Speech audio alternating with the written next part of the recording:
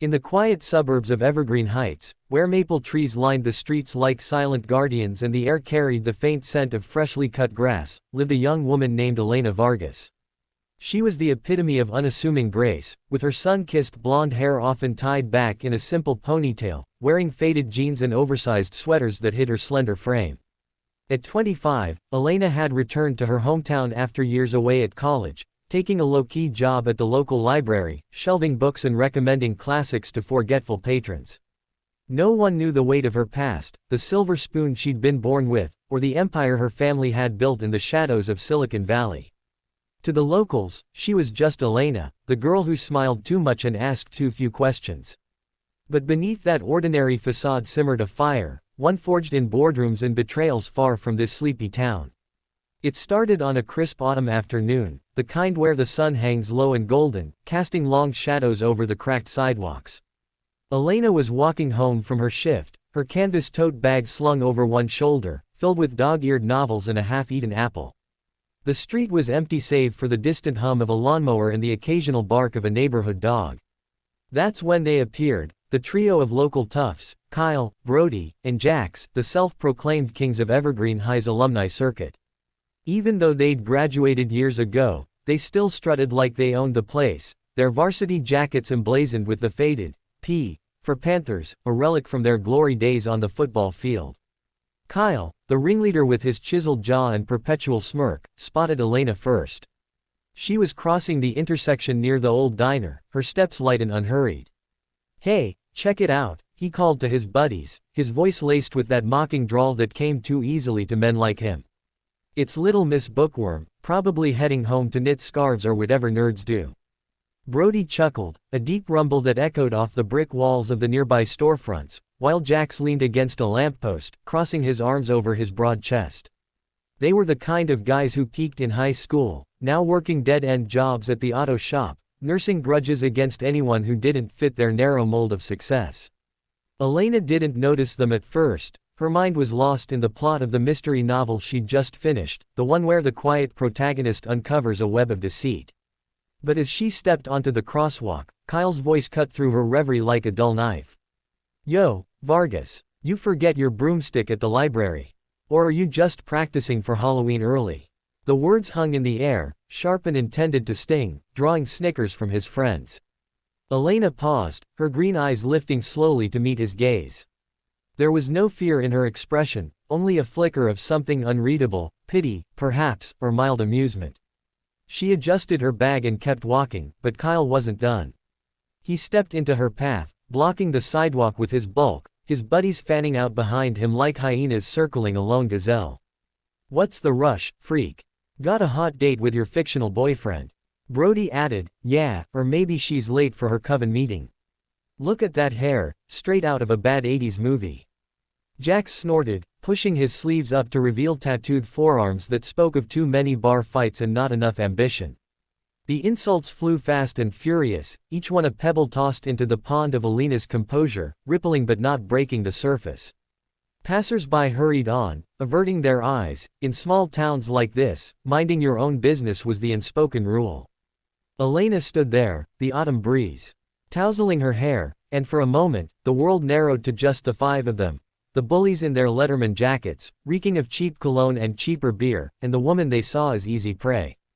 Little did they know, the script they were writing was about to flip, page by unexpected page. As the sun dipped lower, painting the sky in hues of orange and pink, Elena's lips curved into the faintest of smiles.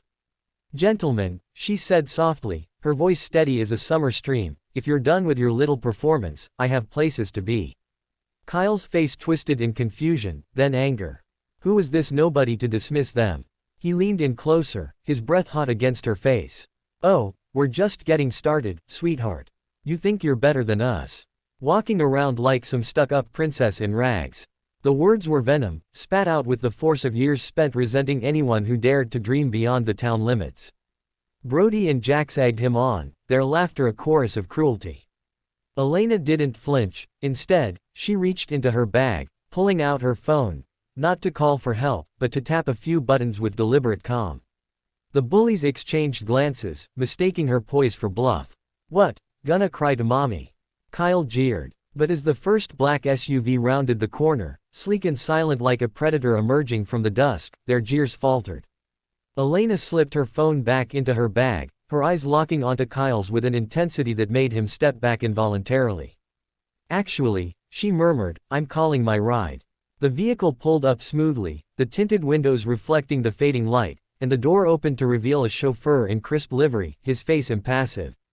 "Miss Vargas," he said with a nod, "your appointment awaits." The bullies stared, mouths agape, as Elena stepped inside without a backward glance, the door closing with a soft thud that echoed like the slam of fate's gavel. As the SUV glided away, leaving them in a cloud of exhaust and stunned silence, Kyle muttered, "What the hell was that?" But deep down, in the pit of his stomach, he knew, this ordinary girl was anything but. And what happened next would unravel their world thread by thread. Character count. Approximately 2,985. The next morning dawned bright and unforgiving, the kind of sunlight that pierced through curtains and exposed every dust mote dancing in the air. Kyle woke up in his cramped apartment above the auto shop, the taste of last night's regret bitter on his tongue. He'd tossed and turned, replaying the scene in his mind, the way Elena's eyes had held his without wavering, the sleek car that screamed money he could only dream of. Nah, it was a fluke, he told himself, rolling out of bed and pulling on his grease-stained jeans. Downstairs, Brody and Jax were already tinkering with a rusted pickup, their banter subdued, the usual bravado cracked by the night's events. "You guys see that ride?" Jax ventured, wiping sweat from his brow with a rag that had seen better days. Brody grunted, not meeting his eyes. "Probably rented it to impress us. Chicks like that love playing pretend." But Kyle wasn't so sure. He grabbed a wrench and dove under the hood, the metallic tang of oil grounding him. Work was their escape, the clang of tools a rhythm that drowned out doubts. Yet, as the day wore on, whispers spread through the shop like oil slicks. Old man Hargrove, the owner, muttering about a big client coming in, someone from out of town with deep pockets. By noon, the street outside buzzed with activity unlike anything Evergreen Heights had seen in years. Limousines lined the curb, their polished exteriors gleaming under the sun, and men in tailored suits stepped out, clipboards in hand, surveying the rundown buildings with calculating eyes. Kyle peeked through the shop window, his heart skipping as he spotted a familiar figure, Elena, striding across the asphalt in a fitted blazer and heels that clicked with authority, her hair now loose and waving like a banner of confidence. Flanking her were executives, nodding deferentially, and behind them, a team of architects unrolling blueprints on a makeshift table. "What the?" Brody whispered, joining him at the glass. Jax paled. "That's her. The bookworm." Across the street, Elena was in her element, pointing to the faded facades, her voice carrying snippets of words like revitalization and investment.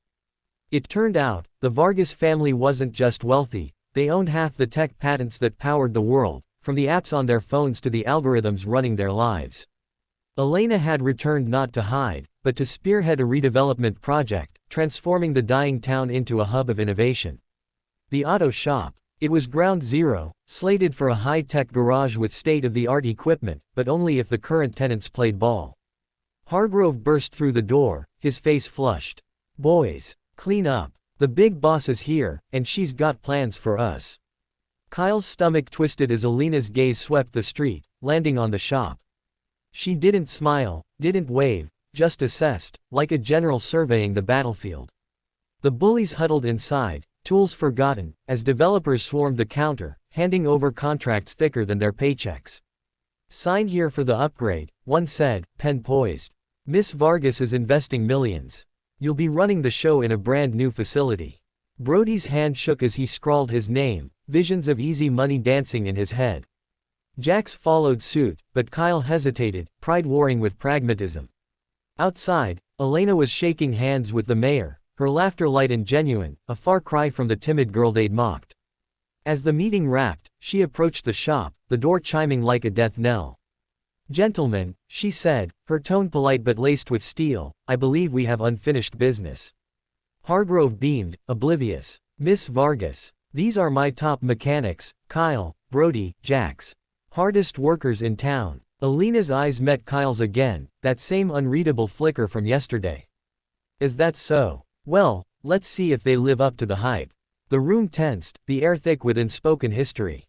She outlined the deal: full training, profit shares, a chance to climb out of their rut.